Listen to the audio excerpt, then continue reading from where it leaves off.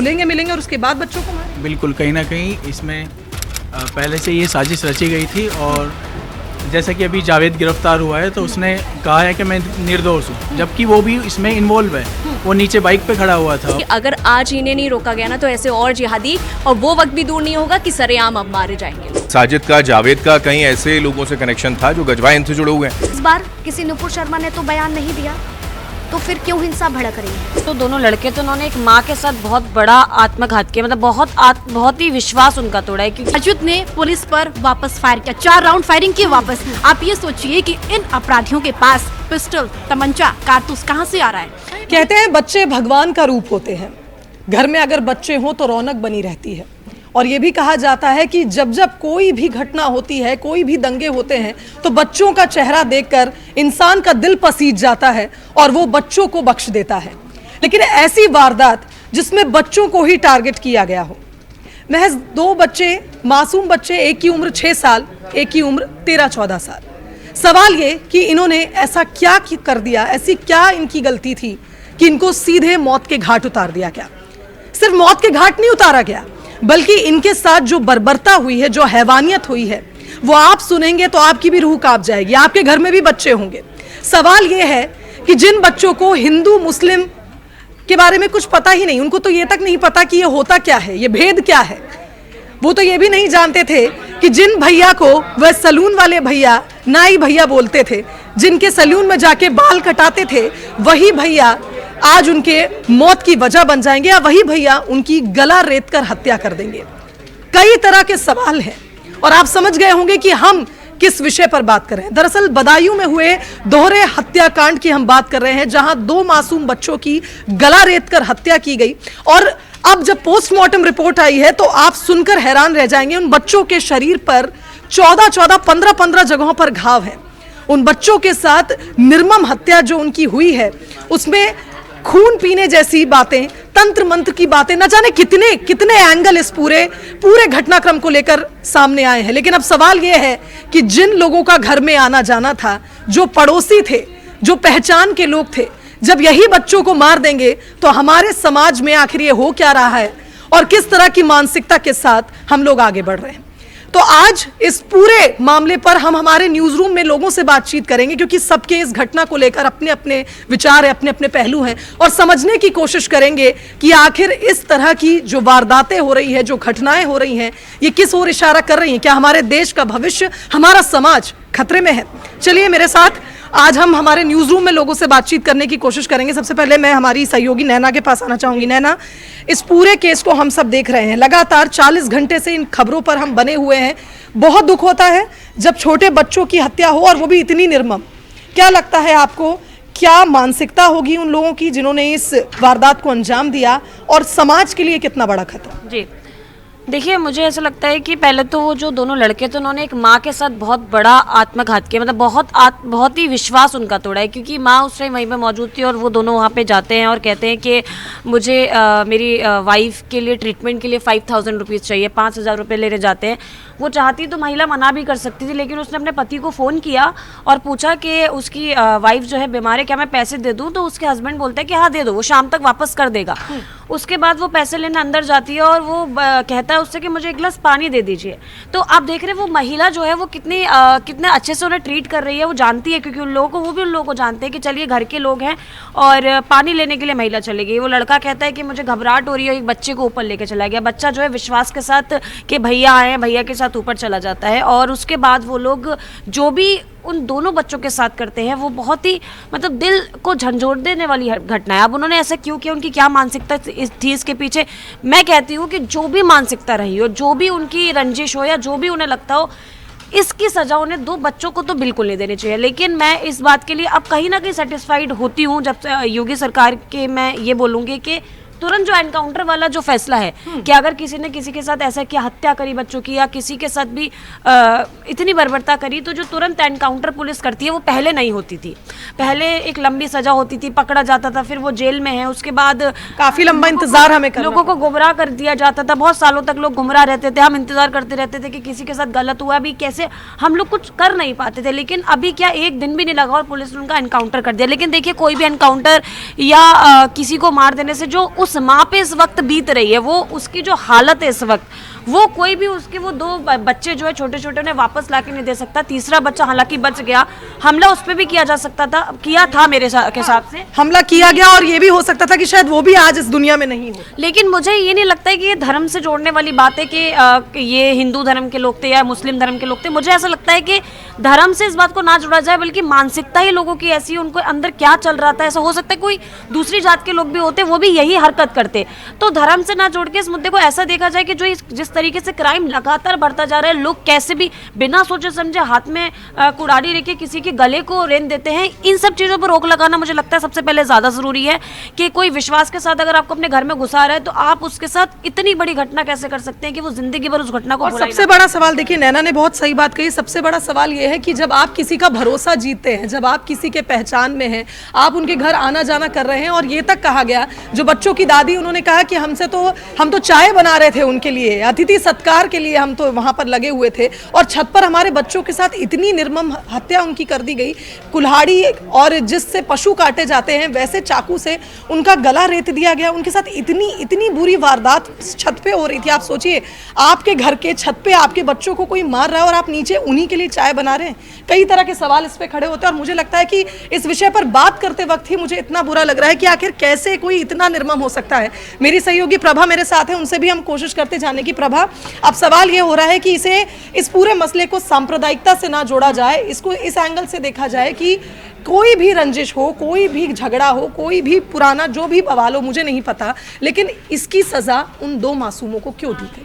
बिल्कुल, देखिए जिस तरीके से सांप्रदायिक बनाने की कोशिश इस पूरे मसले को की जा रही है, वो इस वक्त नहीं करना चाहिए। सामाजिक तौर पर देखा जाए या फिर राजनीतिक तौर पर, राजनीति हमको इस मामले पर बिल्कुल अभी नहीं करनी चाहिए, क्योंकि वो परिवार जिन्होंने 2 अपने मासूम बच्चों को खोया है, हम उनके दर्द को अभी समझ भी नहीं सकते हैं, ना हम उस दर्द को महसूस कर सकते हैं। जिस तरीके से राजनीति हो रही है उत्तर प्रदेश में, समाजवादी पार्टी राजनीति कर रही है कि सिर्फ बीजेपी, ये चुनाव है लोकसभा का, तो इसलिए इस तरीके से माहौल बनाने की कोशिश कर रही है। लेकिन बीजेपी ने भी पलटवार किया, लेकिन इस वक्त जो माहौल है वो उस परिवार के साथ खड़ा रहने का वक्त है कि उस परिवार के साथ हमको खड़ा रहना चाहिए।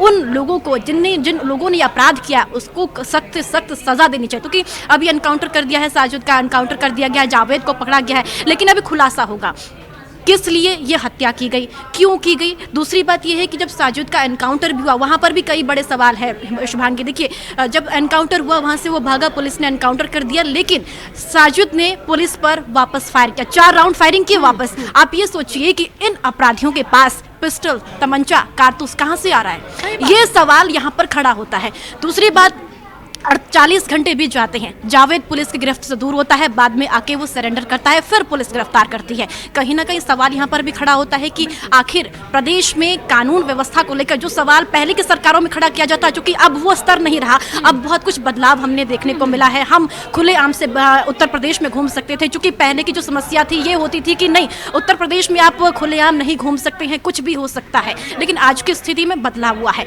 लेकिन और भी ज्यादा बदलाव होने की जरूरत है। जो जिस तरीके से इस मसले को बनाया जा रहा है सांप्रदायिक, उसको बनाने की जरूरत नहीं है। अभी इस मसले पर और भी ज्यादा खुलासे होने वाले बाकी है, जिसका इंतजार सब लोगों को कि आखिर। और मुझे लगता है कि इंतजार इसलिए भी जरूर करना चाहिए, क्योंकि क्या है कि अभी जब तक जावेद मुंह नहीं खोलेगा ये पता ही नहीं चलेगा। सभी के मन में सवाल है कि आखिर बच्चों को क्यों मारा गया, ये सवाल बहुत बड़ा है।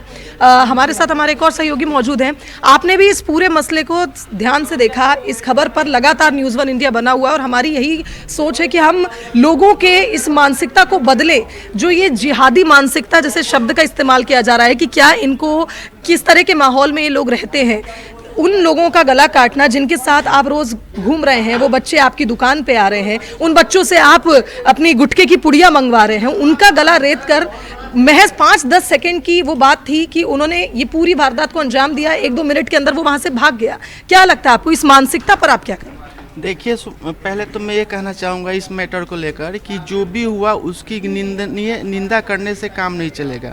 इसके लिए सरकार को एक ऐसे लॉ बनाना पड़ेगा जो भी इस तरह की घटना को अंजाम देता है उसके और उसके परिवार के लिए एक सबक बनानी पड़ेगी। इसके लिए एक नियम लाना पड़ेगा, क्योंकि आइंदा ऐसी घटना ना हो। इससे समाज में नफरत फैलेगा।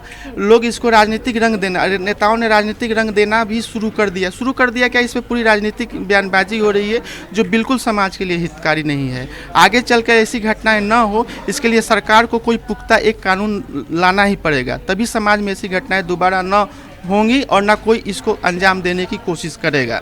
और जितनी भी इस घटना की निंदा की जाए वो कम ही है, क्योंकि मानवीय पहलू होता है। बच्चे भगवान के रूप होते हैं। हर माँ बाप बच्चों को बड़े अरमान से पालते हैं। उस माँ के ऊपर क्या बीत रही होगी जिसके 2 मासूम बच्चों को निर्मम तरीके से हत्या कर मौत के घाट उतार दिया गया। उससे पूछिए, जो बाप उस बच्चे के लिए कपड़े लाते होंगे, पढ़ाने के लिए पैसे जमा करते होंगे, उसको लेकर एक अपना सपना सोचे होंगे कि आगे चल कर मेरा बेटा ये बनेगा, वो बेटा। ये ऐसी घटनाएँ करके उस परिवार को क्या मिला, उनके परिजनों को क्या मिला, जावेद के परिजनों को क्या मिला? वो तो इनकाउंटर में मारा गया। अब उसकी बीबी और उसके घर वाले पे क्या बीत रही है, ये भी सोचना चाहिए। कोई भी अपराधी अपराध तो कर देता है, लेकिन उनके परिवार का क्या होगा ये नहीं सोचता है। बिल्कुल सही बात है, परिवार के बारे में सोचना चाहिए। और मुझे ऐसा लगता है कि 23 बार चाकू से करना बच्चों पर बहुत, क्या आपकी मतलब क्या उस दौरान उस हत्यारे की मानसिकता रही होगी, क्या सोचकर उसने इस घटना को अंजाम दिया होगा।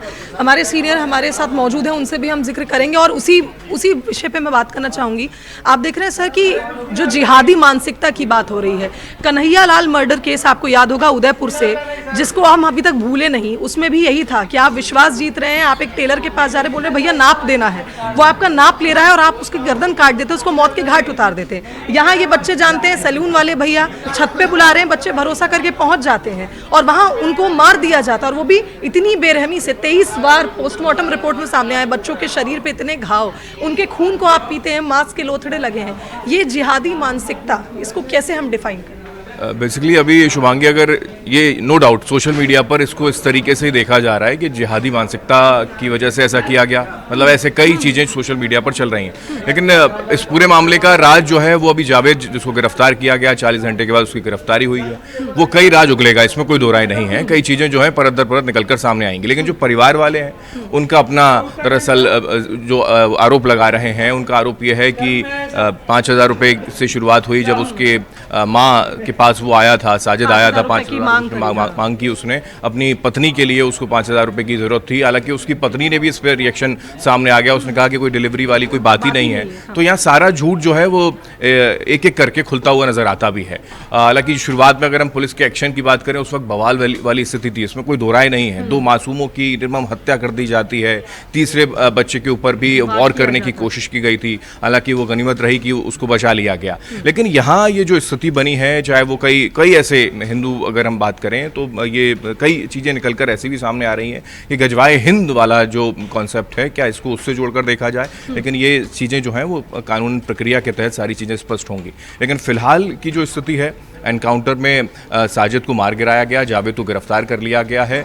लेकिन एक जो विश्वास होता है परिवार का, उस परिवार के साथ जो विश्वास था वो इस तरीके से टूटेगा, 2 बच्चों की जान ले ली जाएगी, क्यों ऐसा किया गया, ऐसे कई सवाल हैं। 20 से 25 एक सवाल यहाँ पे ये भी देखिए बनता है कि हम विश्वास की बात कर रहे हैं, जो हम बोले कि अब लोग इसको एक सांप्रदायिकता का रंग दे रहे हैं, लेकिन जो परिवार थे वो साजिद का उनके घर में आना जाना, शायद उन दोनों ही जगहों पर ये मानसिकता तब तक नहीं थी जब तक ये वारदात नहीं हुई थी। लेकिन जैसे ये वारदात होती है तो अब वो हिंदू परिवार जिसने अपने बच्चों को खोया है, ना कहीं वो इस एंगल पे जरूर सोचेगा। और इसीलिए ये भी कहा जा रहा है कि जावेद का एनकाउंटर ना करें। बच्चों के पिताजी का कहना, जावेद का एनकाउंटर मत करो, क्योंकि हम ये जानना चाहते हैं कि जब हमारी कोई गलती नहीं, हमारी कोई रंजिश नहीं, तो मेरे बच्चों पर ये सितम क्यों ढाया? आखिर ये मतलब इसके पीछे की वजह क्या है, क्या करना वो चाहते थे, किन से उनका कनेक्शन था, इस तरीके की चीजें भी सोशल मीडिया पर हम देख रहे हैं कि शायद साजिद का, जावेद का कहीं ऐसे लोगों से कनेक्शन था जो गजवाए हिंद से जुड़े हुए हैं। ऐसी भी ब्रेन वॉश करने वाली स्थिति में थे क्या वो लोग। लेकिन अब फिलहाल ये चीजें जो हैं वो पूरा विषय जो है वो जांच का है, इसमें कोई दो राय नहीं है। लेकिन हाँ, जैसे कि आपने उदयपुर का जिक्र किया, जो टेलर घटना आपने बताई थी, उस वक्त भी हालांकि वो तो वीडियो जारी करके उन्होंने बताया था कि हम उसका मर्डर करने जा रहे हैं, लेकिन यहाँ ऐसी कोई स्थिति नहीं थी। एक 5,000 रुपये की मांग की गई, उसके बाद अचानक से ऊपर बुलाया जाता है और बच्चों को मार दिया जाता है। और तीसरे बच्चे को जब वो खुद सूचित करता है अपनी माँ को, तो उस पर भी हमला करने की कोशिश की जाती है। लेकिन ये अच्छी बात है कि यूपी पुलिस ने अपना काम किया, बवाल को नियंत्रण में लिया, क्योंकि वहाँ स्थिति बेकाबू हो जाती है, इसमें कोई दो राय नहीं है। और हिंदू मुस्लिम वाला जो एंगल है उसको और विकराल रूप देने का काम भी किया जाता है, इसमें कोई दो राय नहीं है। लेकिन ये गनीमत है कि उत्तर प्रदेश की पुलिस ने इस पूरे मामले को काबू में किया है। उसको इनकाउंटर करने के बाद जावेद की गिरफ्तारी भी हो गई, बरेली से उसको गिरफ्तार कर लिया गया है। हालांकि उसने वीडियो पहले जारी किया, उसका सरेंडर किया, ऐसी भी जानकारी सामने आ रही है। लेकिन अब राज खुलेंगे और राज खुलने भी चाहिए, जैसा कि उनके परिवार वाले भी कह रहे हैं कि आखिर इसके पीछे की वजह क्या है। बिल्कुल, आपने देश चाहता है ये जानना कि आखिर उन बच्चों की गलती क्या थी, वो परिवार चाहता है ये जानना कि आखिर उनके बच्चों के साथ ऐसा क्यों किया गया। और एक और सवाल देखिए आप यहाँ पर ये भी बनता है, अगर हम जावेद की बात करें, जावेद एक वीडियो जारी करता है, अपना आधार कार्ड दिखाता है, उसमें वो ये भी कहता है कि देखिए ये मेरा आधार कार्ड है, मैं वही जावेद हूँ, वही बदायूं वाला जावेद हूँ जिसके भाई ने कत्ल किया है, लेकिन मुझे नहीं, मैंने कुछ नहीं किया है, मुझे आप सरेंडर करवा दीजिए पुलिस के सामने, मैंने कुछ भी नहीं किया है। और मैं ये भी कहना चाहता हूँ कि मुझे तो फोन पे पता चला कि मेरे भाई ने ऐसा कर दिया है, तो मैं डर गया था, इसलिए मैं दिल्ली आ गया, लेकिन अब मैं सरेंडर करना चाहता हूँ क्योंकि मैंने कुछ नहीं किया, मेरे भाई ने मारा है, मैंने कुछ भी नहीं किया। तो वो इस तरह से डर में, या जिस तरह से वो अपना उस वीडियो को बनवा रहा है, यानी वो खुद ये कहलवाना चाह रहा है कि भाई मेरी इसमें कोई गलती नहीं है, मेरे भाई ने मारा है, उसके साथ तो जो होना था साजिद के साथ, उसका तो एनकाउंटर हो गया, लेकिन मुझे मत कुछ कहिए क्योंकि मैं तो कुछ जानता ही नहीं। चलिए कुछ और लोगों से भी बात करते हैं, क्योंकि देखिए अलग अलग पक्ष हमें जानने का मौका मिल रहा है। हमारे एक और साथी यहाँ पर मौजूद हैं। आप जिस तरह से लगातार इस खबर को पढ़ रहे हैं, अपडेट कर रहे हैं, हम सब देख पा रहे हैं कि हमारी टीम लगातार जुटी हुई है। यहाँ पर एक सवाल ये भी बनता है कि वो दोनों सैलून चला रहे हैं, आरोपी दोनों भाई, उनको जिस घर के बच्चों को उन्होंने मारा है, जिस घर के चिरागों को उन्होंने बुझाया, वो परिवार उनको सहायता कर रहा है हर तरह से। उनको दुकान भी खुलवाने में उनकी सहायता थी, 5,000 रुपये मांगे, वो भी दे दिए। अब सवाल ये उठता है कि जो दूसरा भाई है वो कह रहा है कि मुझे तो इस वारदात के बारे में पता नहीं, जबकि कहा जाता है कि दोनों भाई साथ में ही घूम रहे थे। ये भी कहा गया कि बाइक पे वो साथ में आया था, नीचे वो लोग चाय मांगते हैं, भाभी संबोधित करते हैं उनकी माँ को, पानी मांगते हैं, बच्चों से गुटखा मंगवा रहे हैं। तो अचानक से ऐसा क्या हुआ? क्या वो पहले से सोच के आए थे? और अगर सोच के आए थे तो ये पूरी प्री प्लानिंग थी? और अगर ये प्लानिंग थी तो इसके पीछे वजह क्या थी? ये परिवार में घुलना मिलना, क्या इन्होंने इस वारदात को पहले ही सोच लिया था कि पहले हम परिवार में घुलेंगे मिलेंगे और उसके बाद बच्चों को मारेंगे? बिल्कुल, कहीं ना कहीं इसमें पहले से ये साजिश रची गई थी। और जैसा कि अभी जावेद गिरफ्तार हुआ है तो उसने कहा है कि मैं निर्दोष हूँ, जबकि वो भी इसमें इन्वॉल्व है। वो नीचे बाइक पे खड़ा हुआ था, उसके जैसे ही इनकी प्लानिंग थी कि साजिद जाएगा ऊपर और हत्या करके जैसे ही वो आएगा हम दोनों फरार हो जाएंगे। तो लेकिन ये प्लानिंग उनकी फेल हो गई। साजिद का एनकाउंटर हो गया है और अभी जावेद गिरफ्तार हो चुका है, तो अभी देखते हैं उसका भी एनकाउंटर ही होना उसका। तो आपको ऐसा लगता है कि ये पहले से साजिश थी? बिल्कुल साजिश थी पहले से। चलिए, कुछ लोगों का ये मानना है कि देखिए पहले से साजिश थी ये, तभी ये परिवार में पहले घुले मिले, उनका विश्वास जीता और उसके बाद फिर इस वारदात को अंजाम दिया। क्योंकि कहीं ना कहीं योगी सरकार से और यूपी पुलिस से कहीं ना कहीं डर तो है, और इसलिए उन्होंने सोचा कि अगर कुछ ऐसी कृत्य वो करेंगे तो हो सकता है, और वो कॉन्फिडेंट भी हो सकता है, जिसने इस पूरी घटना को अंजाम दिया वो कॉन्फिडेंट होगा कि मैं घर वालों का विश्वास जीत के अगर ये कर दूंगा तो शायद मुझे इतनी जल्दी कोई पकड़ेगा नहीं और मैं मौके से फरार हो जाऊंगा। कुछ और साथी उनसे भी बात करते हैं। हमारी साथी यहाँ मौजूद हैं। बदायूं के इस पूरे मामले पर लोग अलग अलग एंगल्स पे बात कर रहे हैं, फिर चाहे सांप्रदायिकता का एंगल हो या ये हो कि कुछ और मानसिकता उनको बरगलाया गया हो, वो लोग ऐसे नहीं थे, उनका भी एक परिवार था, पत्नी की डिलीवरी का बहाना करके वो पैसे मांग रहा है, क्या उधारी के पैसों को लेकर उसको कोई बात बुरी लगी या कोई पुरानी रंजिश? क्या आपको लगता है कि जब अब जावेद मुंह खोलेगा ये एंगल तो सामने आ जाएगा कि किस एंगल पे हुआ, लेकिन जिस तरह की मानसिकता के साथ आजकल ये लोग आगे बढ़ रहे हैं, जो आप आसपास अपनी घटनाएं देख रही हैं, क्या लगता है हमारे देश के लिए, हमारे समाज के लिए क्या ये गलत मैसेज है? देखिए, अभी तक जितने भी वीडियोस और सोशल मीडिया एक ऐसा प्लेटफॉर्म है जहाँ पर 1 मिनट भी नहीं लगता चीज़ों को वायरल होने के लिए। ठीक है, आप देखेंगे कि अभी प्रयागराज की बात कर लें हम, प्रयागराज में बस कंडक्टर का हुआ था जिसमें अल्लाहू अकबर का वो सरेआम नारे लगा रहा था और दिखा भी रहा था इनफैक्ट चाकू कैसे वो उसने मारा है।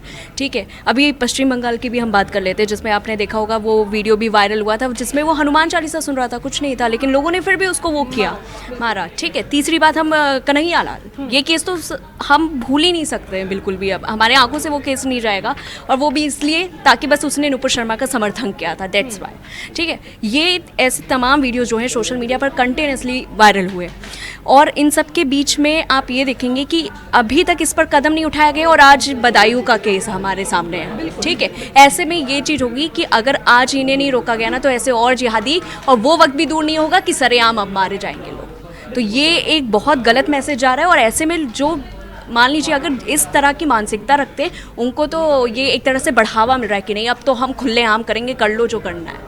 और एक डर का माहौल भी हम देख रहे हैं, लोगों के मन में एक डर का माहौल भी अब पैदा हो रहा है और इनका भी यही मंसूबा होता है कि हम इस तरह की घटनाओं को अंजाम देंगे तो हमसे लोग डरेंगे, हमारे लिए जो बातें हो रही है या जिन भी फैसलों से जो भी देश में हो रहा है, अगर उससे ये नाराज है तो ये उसका फ्रस्ट्रेशन इस तरह की घटनाओं पर निकालते हैं। और कहीं ना कहीं फिर ये सवाल उठता है कि सांप्रदायिक रंग तो नहीं दिया जा रहा, लेकिन कहीं ना कहीं एंगल तो वही आ जाता है कि आप बच्चों के साथ बर्बरता कर रहे हैं, आप टेलर के साथ बर्बरता कर रहे हैं, कोई अगर अपने प्रभु का नाम ले रहा है तो आप उसके साथ गलत कर रहे हैं। सवाल ये है कि आज के समय में जिस तरह का माहौल बन रहा है, क्या इस माहौल में अपना खौफ, अपना एक दबदबा दिखाने के लिए ऐसी घटनाओं को अंजाम दिया जा रहा है? इस पर हम सवाल करेंगे। हमारी एक और सहयोगी हमारे साथ मौजूद हैं। आपसे ये समझना चाहेंगे, जिस तरह से अभी जिक्र कर रही थी हमारी साथी भी कि कहीं ना कहीं ये जो पूरा मसला है, अगर इस पर सख्त कार्रवाई नहीं हुई तो ऐसे लोगों को, ऐसी जिहादी मानसिकता को बढ़ावा मिलेगा।